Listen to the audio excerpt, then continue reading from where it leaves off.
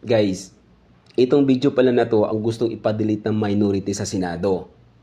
Itong video na to ang nirepresent ni Senator Amy Marcos kanina sa Senado nung hearing.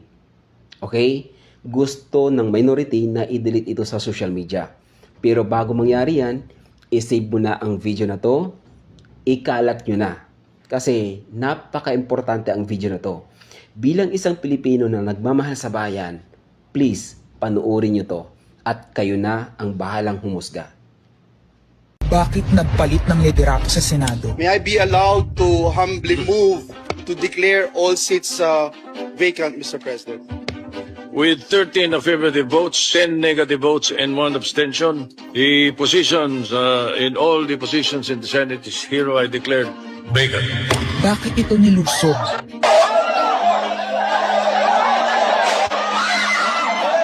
Bakit patuloy ang pananakot? Talagang garapalan, obvious na obvious, iniisa-isa ang majority. Bakit may panggigipit? Pinakakasuhan ng Ombudsman si Senator Rotante Marcoleta ng plunder at indirect bribery.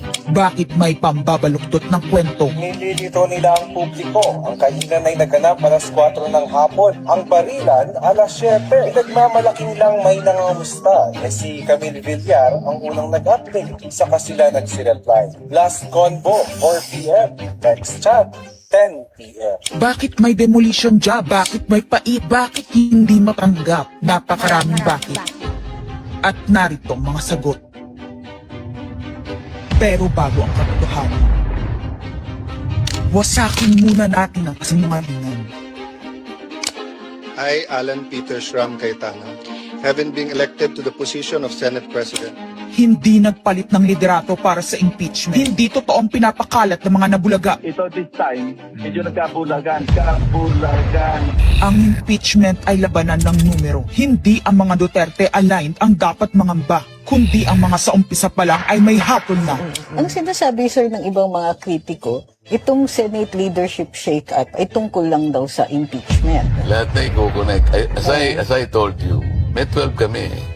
Si Bato is 13. So kahit nawala naman siya, ang pinag-uusapan dito is whether or not you will be able to get 16 votes. Hindi siya ang pagmumulan ng 16 votes. Wala siya doon eh. 12 kami. Bakit kami magkuku? May 12 na kami kung ang pinag-uusapan lang natin ay impeachment. Actually, 9 lang ang kailangan para ma-dismiss. Yes, 12 kami.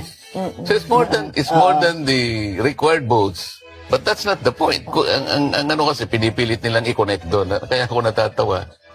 Where is the connection there? Gusto pang ipa-inhibit ang mga tinatawag nilang Duterte-aligned senators. Nananawagan pa ng partial kuno at pagiging patas. Pero sa publiko, may mga pahayag na hindi makakatakas. While VP Sara is in power, the threat of a full-blown Duterte comeback is still a very real and present danger.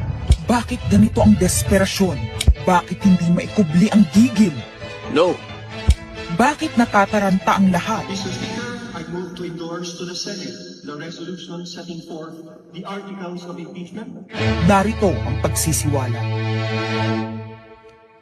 Noong April 22 sa Soler, nagkita si Tito Soto at House Speaker D para pag-usapan kung ano ang papakialaman sa 1987 Constitution habang nakaupo si Bongbong Marcos. Kasama ni House Speaker D ay si South Cotabato Congressman Ferdinand Hernandez. Kasama ni Soto ay ang dating Senate Secretary na si Mark Mendoza. Konas ang gusto nilang mode ng charter change. Muling isinusulong sa Kamara ang charter change o pag-amyenda sa konstitusyon sa pamamagitan ng Constitutional Convention. Is something big brewing inside the government to claims of a possible no-election scenario. Ang pag-aamyenda ng konstitusyon sa pamamagitan ng Constituent Assembly. At para makakuha ng suporta sa Senado at sa Kongreso, ito dapat ang mga nilalaman. Dapat ma-extend ang termino ng mga senador at congressmen na mawawala na sa pwesto by 2028. Ang eleksyon sa bawat senador ay magiging by region. Nagdiskusyon sila kung 2 o 3 senador per region, kinumpute nila Kung mayroong 18 regions, nasa 36 o 54 ang magiging senador. Lumutang din ang usapang para hindi makaporma si Inday Sara sa 2028, gawing 50 years old ang edad ng pwedeng tumakbo.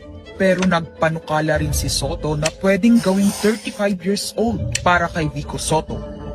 Dahil ipagmamayabang niyang kayang talunin nito si Inday Sara. Meron ako idadagdag, maganda, Vicky. Ibaba natin ang edad ng presidente to 35. Magagaling ang bata ngayon eh.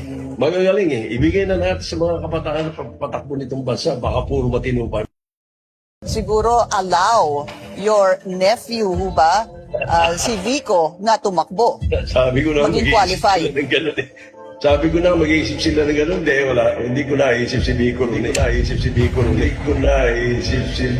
ron eh. Ang impormasyong ito ay mula mismo sa kasama sa meeting. Kasama din nila ay isang congressman, isang gobernador, isang retired military officer, isang dating may mataas na katungkulan, at 5 mula sa private at business sector. Kaya ba binaliwala ang panawagan ng taong bayan? Kaya ba binaliwala ang paalala ng Iglesia ni Cristo? Hindi po nagbabago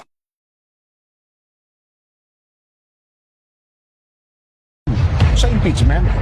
Kaya ba nagtatapang-tapangan ang mga umaastang bida sa ginagawa nilang tunay na drama? Kaya ba nila lang eleksyon na magaganap? Hindi po kami natatakot sa susunod na eleksyon. At ang boto sa impeachment ay refleksyon ng boto sa pagsira sa 1987 Constitution. Pabor ang karamihan sa mga pagbabago sa saligang batas, lalo na sa usaping ekonomiya. Ngunit kung papakialaman ng iilan ang konstitusyon para maghari-harian at para sa pansariling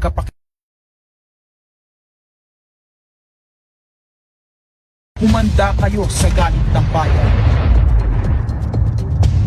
Ang pagpapalit ng liderato sa Senado ay hindi kakaiba. Ito ay nakabase sa prioridad at gusto ng mga senador. Bumabahana ng ebidensya laban kina Bongbong Marcos, Liza Marcos, Sandro Marcos at Marvin Romualdez. Kailangan ng may bayag sa Blue Ribbon Committee. Ipinangako na sa mga korap na mambabatas ang perang malilikom sa 2027. 2028 national budget. Dapat pigilan. 2028. Alam natin, that's the election budget. And it was assured to the congressmen, this will also be the CONAC budget. Nagiging isa ng malaking sindikato ang pamahalaan. Sinusuportahan ito ng mga dating kalaban, mga tinulungang manalo noong nakaraang eleksyon, mga may galit sa nagdaang administrasyon. Lahat sila kasama ng pinakamalaking troll farms at ilang bahagi ng mainstream media ay pinagagana ng dalawang bagay. Pera galing sa korupsyon, galit sa mga Duterte. Mahalaga ang liderato ng Senado para sa mga korap at nakasandal sa mga buwaya ng kapangyarihan. Ngunit mas mahalaga ito sa mga naninindigan na ang Senado ay bantayog ng konstitusyon na hindi dapat tinatakot, sinusuhulan at iniipit upang maging tau-tauhan. Maaaring hati ngayon ang Senado. Maaaring kanya-kanyang bersyon ng kwento. Wala nang pakialam kung ano ang totoo. Isa itong indikasyon na gumagana ang demokrasya.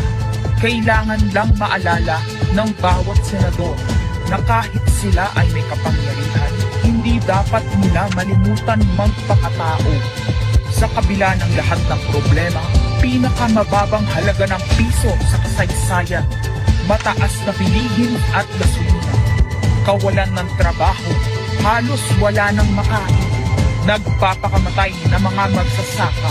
Ang inuuna ay politika, impeachment at kung ano-anong propaganda para mabalik ang kontrol sa Senado ng mga nangako na maisakatuparan ang pagpapahaba ng panahon sa kapangyarihan. Kung magde-deny yung mga nandoon sa meeting na yon at pabubulaanan yung aking sinabi, then sasabihin ko kung sino ang nagsiwalat sa amin. Kasi magugulantang ang buong bansa pag siniwalat ko kung sino yung nagsabi sa amin.